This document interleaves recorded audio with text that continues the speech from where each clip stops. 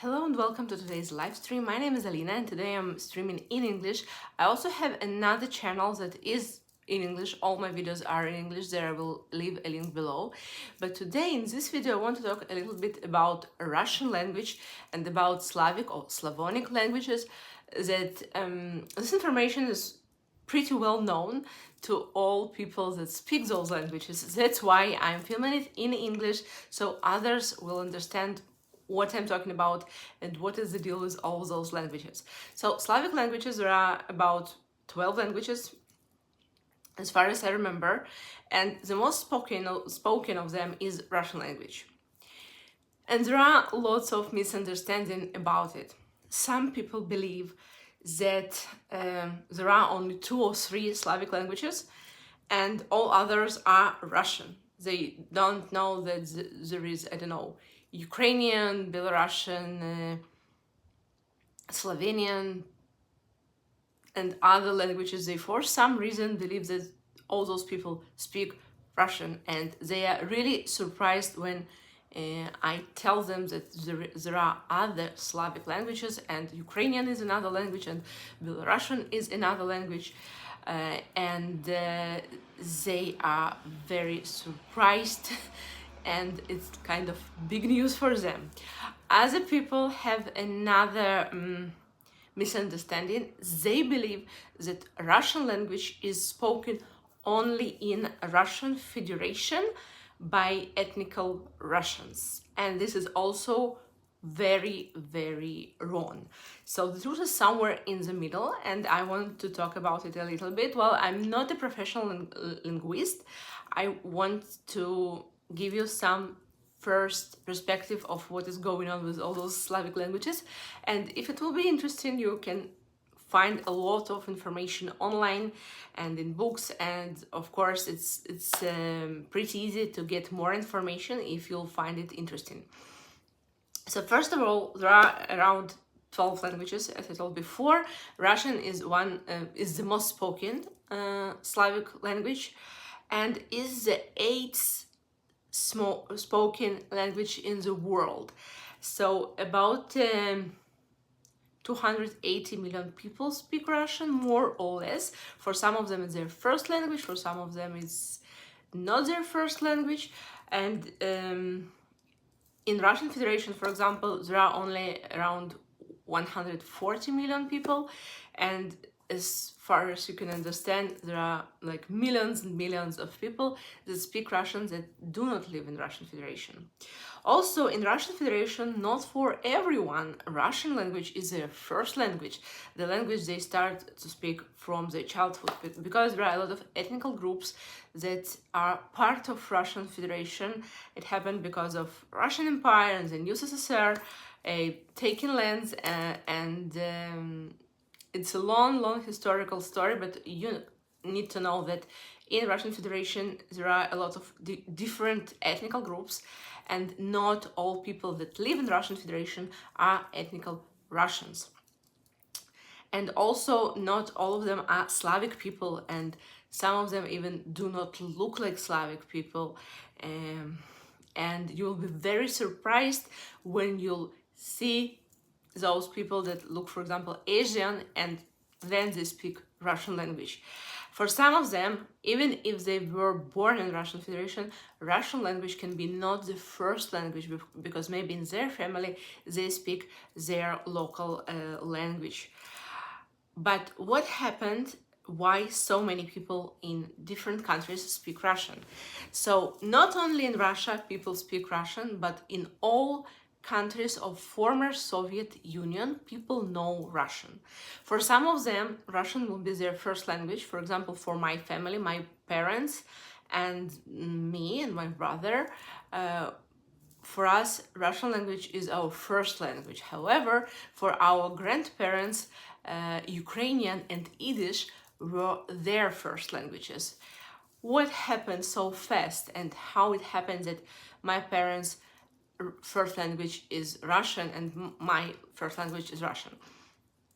Both of my parents were born after World War II, and they were born in USSR. In USSR, that had a lot of countries in it, it was like a mainstream that all people need to speak Russian.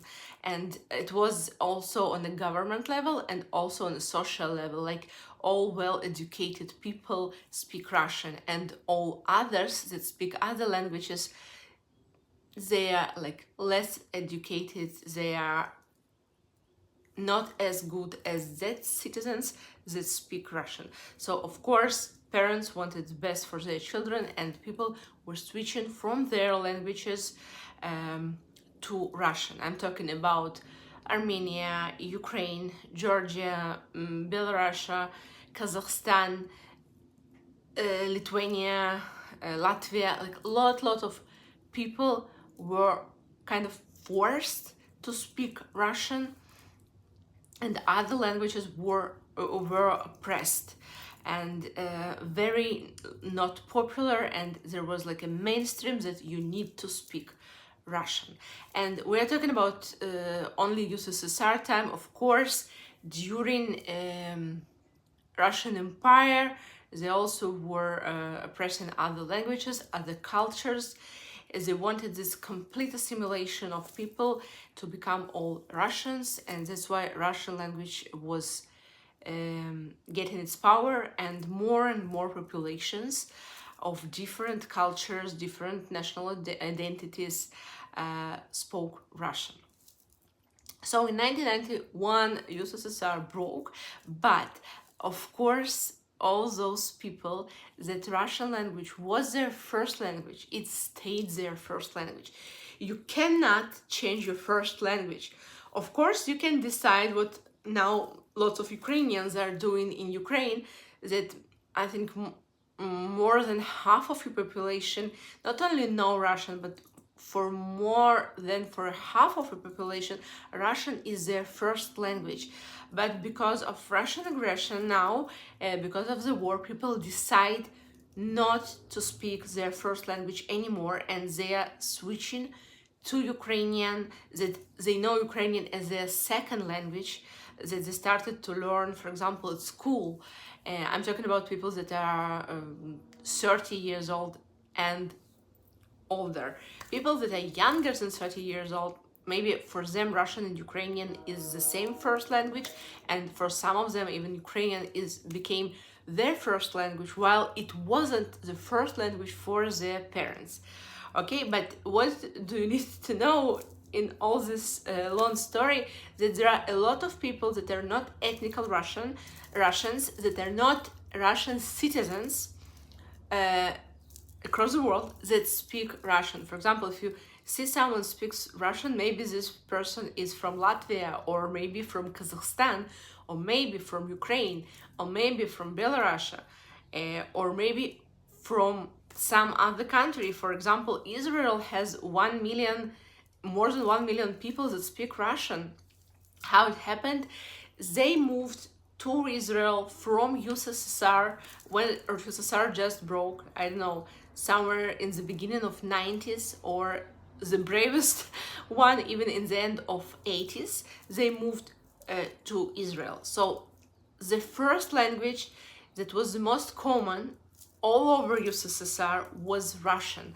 Some people even didn't learn other languages in school. So now, for example, I know Ukrainian pretty good because I was born in 1986. So when I went to school, it was 1993.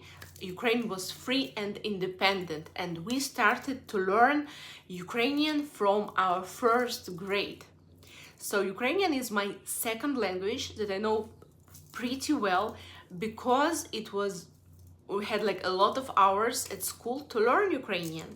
People that are older than me, even they were born in Ukraine, and even if they are ethnical Ukrainians, they maybe do not know Ukrainian because there was no Ukrainian lessons in their schools while they lived in USSR. So their first language is Russian. They moved to Israel. Of course, they learned Hebrew, but their first language stayed Russian. And when they have children, they are teaching their children Russian and Hebrew. So those people that are from USSR and they live somewhere abroad for many, many years, they still remember their first language, and they are not Russians. They're people from USSR that lived in different republics, and maybe they even never lived in the territory of Russian Federation. For example, as my family, we never lived in Russia. I never lived in Russia, and my parents, both of them were not born in Russia, and still our first language is Russian. So something like this, I hope it describes a little bit what is going on and why so many people speak Russian, and not all of them are from Russia, and there are more than 100 million people in this world that are not from Russia, and still Russian language is their first language.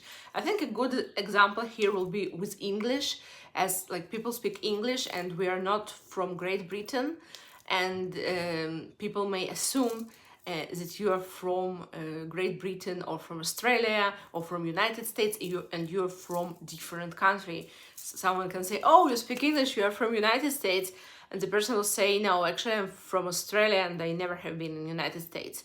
So the same is with Russian. Russian is spoken in lots of countries. Now Russian language is losing its power because of Russian aggressive politics, and people in other countries that are now free and independent are more coming back to their roots and to their first languages of their nations and their countries, historical languages, and they are less learning Russian. So what we can see is that younger people may not know Russian, while older people that are like 30 years and older will know Russian better than someone who's, for example, 15 years old now. And I hope it was interesting and informative. Thank you for watching. Bye bye.